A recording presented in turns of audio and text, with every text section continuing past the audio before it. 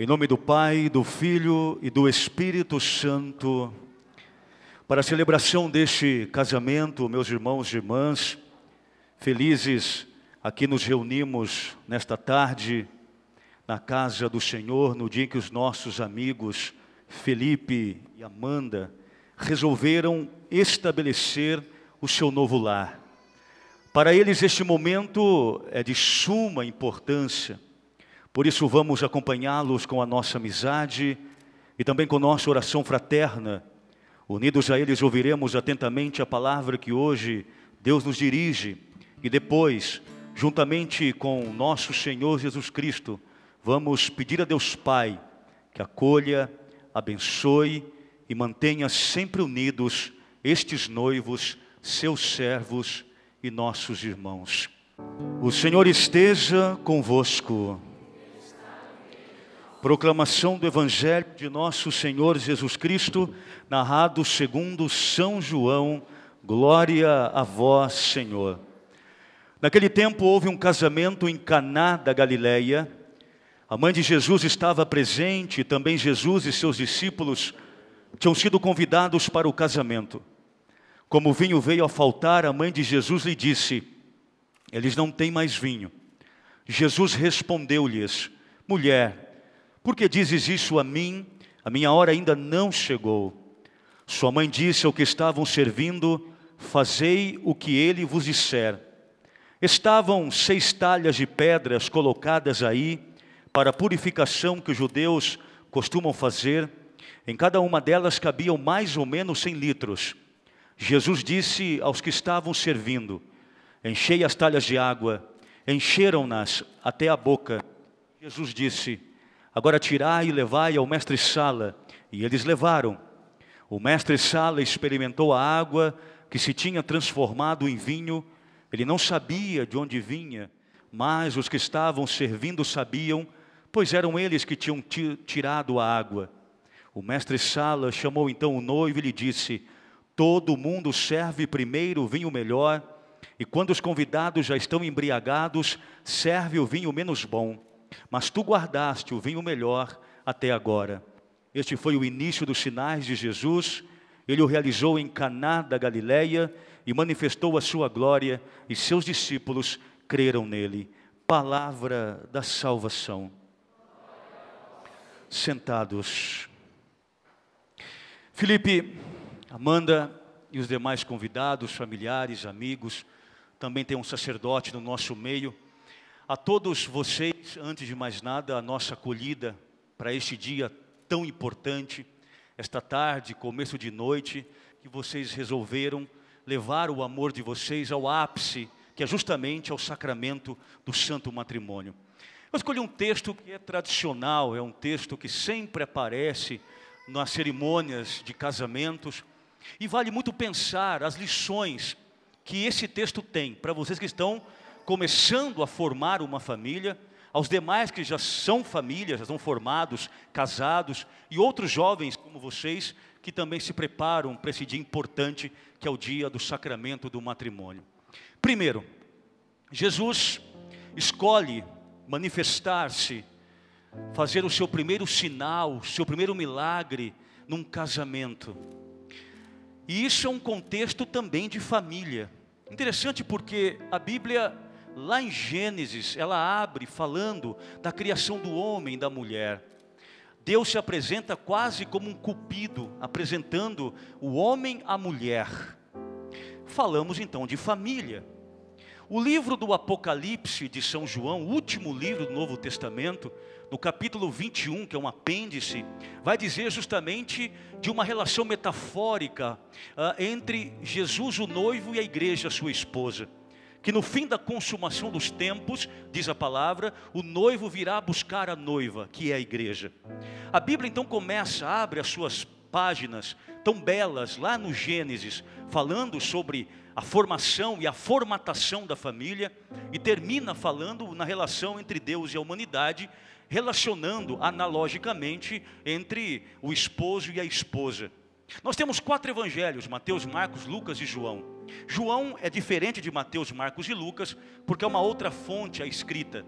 Ele apenas narra que Jesus fez 7 milagres, 7 sinais. O primeiro milagre é justamente este que nós proclamamos aqui hoje, de Caná da Galileia. Então a impressão que nós temos, e teologicamente falando é correta, Amanda, é dizer que a família para Deus é uma prioridade. Deus começou a criação do mundo formando uma família, Adão e Eva. Jesus, por exemplo, poderia ter vindo já adulto, porque ele é Deus, mas a história de Jesus acontece numa família de José e Maria, embora sendo o pai adotivo José, mas é ali que começa então a ser gerado no ventre materno de Maria, Jesus, a humanidade, a carne de Jesus Cristo. Portanto, a família para Deus é uma prioridade. E eu espero, Amanda e Felipe, que Deus também seja uma prioridade para vocês. Vocês certamente estão casando aqui hoje porque se amam, é fato, não é? É o amor que fazem com que vocês venham no altar, convidem os amigos e familiares e contraiam um sacramento do matrimônio. Mas mesmo assim, Felipe, ainda que você ame muito, muito, muito esta mulher, Deus em primeiro lugar. Ainda que você ame muito, muito, muito, muito, muito este homem que você escolheu para ser o teu esposo, Deus em primeiro lugar. Assim como a família é uma prioridade para Deus, seja vocês e façam dele, de Deus, a prioridade na vida de vocês. Uma segunda coisa importante: Jesus, os discípulos, que eram 12, e a mãe dele, foram para uma festa de casamento. Ou seja, eles foram para aquela festa porque eram convidados. Convidado não convida, é a regra. É antiético você chamar alguém para uma festa, sendo que ele não foi convidado para aquele contexto. Aí se torna penetra, bicão, na maneira mais popular de se dizer. Convidado jamais convida. Se Maria, se os 12 apóstolos, e se Jesus estava naquela festa, na lógica racional e de um festim, entendemos que eles foram convidados. Eles não foram convidados, e principalmente Jesus, porque aquela festa estava começando com um problema, Amanda. Não. Eles foram convidados sem saber que o vinho viria a faltar. O que eu aprendo aqui? Convide Deus para a vida de vocês, sempre. Não lembrem-se de Deus apenas, Amanda e Felipe, nas horas difíceis da vida, porque é isso que muitos cristãos, infelizmente, fazem. Lembram de Deus apenas nos momentos ruins. Lembre-se de Deus também no sucesso, no casamento, na alegria, quando vierem os filhos, em todos os momentos da vossa vida. Lembrem vocês, interessante perceber que precisamos chamar Jesus para participar da intimidade da nossa casa. E Jesus é muito educado, e eu posso provar isso em Apocalipse capítulo 2, quando a palavra diz que ele bate a porta. Se você abrir, ele entra. Se você não abrir, ele vai embora. Se tem uma coisa que Deus é educado, quem não é educado é o lobo, é o ladrão. O ladrão chega, entra, acaba com tudo sem sequer pedir licença. Agora veja uma coisa importante. Quando eu falo em convidados, eu falo em seleção. É claro que vocês têm muitos amigos que se chamassem todos, nós tínhamos talvez fazendo um prudentão esse casamento. Mas selecionaram os amigos mais chegados, porque consideram por algum motivo, eu não sei quais, mas vocês sabem. Então é um momento seletivo essa cerimônia, por exemplo. Por isso selecionem as pessoas que vocês vão trazer para a vida de vocês. Cuidado com as pessoas que vocês vão colocar na casa de vocês, inclusive, na intimidade de vocês. Tem muita gente que diz que é amigo da gente. Eu sou seu amigo, eu estarei sempre com você em todas as horas. Mentira.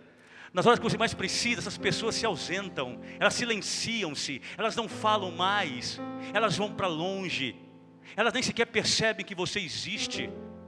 Por isso, tenhais muitas pessoas, mas nem todas chame de amigos. Amigo é alguém que foi selecionado, que passou pelo crivo, que estará com vocês não só no momento das misérias, não só no momento da carestia, não só no momento dos problemas, mas que saberá estar junto de vocês no momento das alegrias, principalmente. Porque tem muitos amigos que dizem ser amigos, mas morrem de inveja do sucesso do outro. Tem muita gente que não suporta quando o outro está bem, quando o casamento é maravilhoso, quando o trabalho está maravilhoso, quando a vida espiritual está ótima. A pessoa fica incomodada com o sucesso do outro. Cuidado com quem vai entrar na vida, na história, na casa e no coração de vocês. Terceira coisa importante: Jesus foi chamado para aquela festa antes da crise. Crise é uma palavra interessante porque vem de crisol, que significa, traduzindo para a língua portuguesa, crescer. Olha que interessante, crise é para crescer. As crises chegam na vida do papa, do bispo, do padre, dos casados, mas fazem com que nós amadureçamos. Nós temos que errar para amadurecer.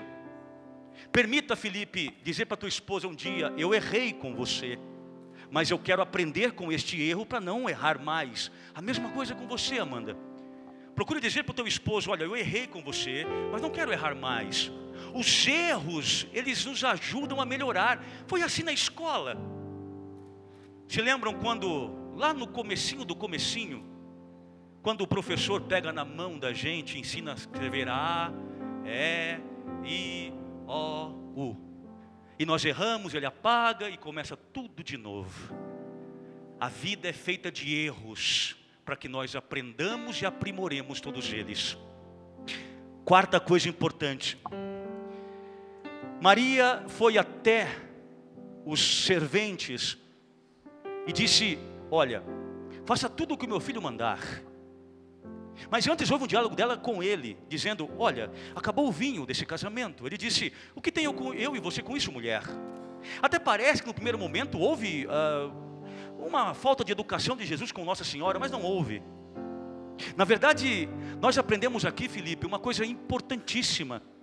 Maria está nos levando a pensar que a voz que nós devemos ouvir e incutir no nosso coração é a voz de Cristo. Sabe, vocês são jovens, um casal bonito, um casal jovem, tranquilos. Mas veja uma coisa importante: existem vozes e voz. Existem vozes que não querem a nossa felicidade. Existem vozes que querem justamente sufocar o nosso grito. Existem vozes que querem sufocar a nossa felicidade. Mas existe uma voz, a única voz, a voz de Deus. Se vocês ouvirem a voz de Deus, tenho certeza que vocês vão viver esse amor até o dia que Deus chamarem vocês para a eternidade, e que dure muitos anos. Muitos anos. Vocês podem duvidar da minha voz de padre, vocês podem duvidar da voz de um amigo, podem até duvidar da voz de vocês, ou da palavra de vocês, mas nunca duvidem da voz e da palavra de Deus. Se tem uma coisa que Deus quer que vocês sejam de verdade, é felizes. Ser feliz não é ausência de problemas. Ser feliz não é ausência de angústias. Não, não é. Ser feliz é enfrentar tudo isto sem perder um sorriso no rosto. Mas há uma quinta coisa importante: acabou o vinho. Nós podemos pensar, mas será que Jesus foi numa festa só por causa de vinho? Podemos talvez cometer um erro histórico e teológico e bíblico catequético, falando que Jesus fosse talvez um glutão, beberrão, sei lá eu o quê. Não. O vinho aqui também é metafórico, é simbólico. Vinho nos lembra prazer. Como é terrível viver com alguém sem prazer. Como é terrível estar do lado de alguém que você não suporta mais. Como é duro chegar às 18 horas e voltar para casa, e voltar para casa ser um sacrifício tenebroso. Como é difícil dormir na mesma cama quando não se suportam sequer o cheiro, o contato do outro. Não tem mais vinho, significa não tem mais prazer. Não tem mais vinho, também significa uma outra coisa importante aqui. Não tem mais vinho, significa não nos olhamos mais, não nos vemos mais. Quantas pessoas, Felipe, estão cegas dentro de casa? Camarada é capaz de apreciar um jogo de futebol com 22 peão suado, correndo para cima e para baixo, e sequer reparar a esposa, ou vice-versa. Não tem mais vinho, talvez signifique também nós não nos ouvimos mais. Vocês sabem que existe monólogo e diálogo. São palavras gregas. Monós, diá, dois ou mais. O monólogo é quando só eu falo, só eu tenho a razão, só eu posso, só eu sou sábio, só eu sei tudo. E tem muito casamento arrogante e prepotente, que o homem acha que sabe tudo, que a mulher acha que sabe tudo. Isso é monólogo. E o monólogo vai levando justamente ao cansaço, à chatice. E às vezes ouvir a voz do outro é chato por demais. Mas é um diálogo, dialogós. Duas ou mais pessoas que conversam. Eu falo, mas eu também escuto. Porque à medida em que eu escuto, eu posso rever os meus conceitos. Isso é filosófico e existencial. Portanto, eles não têm mais vinho, significa não tem mais alegria. Porque o vinho é símbolo da alegria. Bebia-se muito vinho para ficar embriagado e feliz. Felipe e Amanda, nós vivemos num mundo egocêntrico, utilitarista. Eu vou ser bem lógico com vocês. As pessoas gostam da gente muitas vezes porque a gente tem o que oferecer. Nossa, como você fala bonito, como você dirige bem, como você prega maravilhosamente. As pessoas gostam da gente porque a gente tem algo para oferecer. Isso é utilitarismo. Quando a gente chega na inutilidade da vida, Felipe, que a gente está cansado, que a gente errou, que a gente não tem muito mais o que oferecer, que estamos no limite antropológico, existencial, biológico da vida, só vai ficar de fato do lado da gente, Amanda, quem nos ama de verdade. Tem pessoas que são nossos amigos na utilidade, na inutilidade eles somem e ficam em silêncio. Aprendam isso. Aprendam isso. Porque também eu passo por isso. Agora vejam uma coisa importante. Estejam juntos um do outro na utilidade, mas principalmente, Felipe, na inutilidade. No dia que a tua esposa não tiver nada para te oferecer, diga para ela: não saio do teu lado. No dia que o teu marido, Amanda, não tiver nada para te oferecer, ofereça a você o seu amor, o seu carinho a ele. O dia que um menos dizer alguma coisa, é que mais está dizendo algo. Porque na verdade, palavras nem sempre conseguem dizer o que sentimos.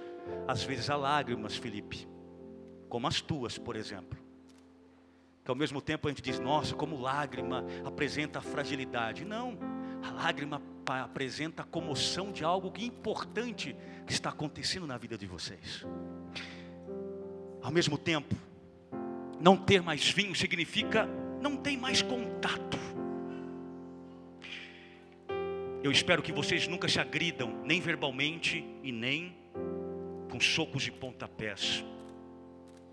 O Brasil é um dos campeões de assassinato de mulheres. Vivemos um país difícil na relação homem e mulher.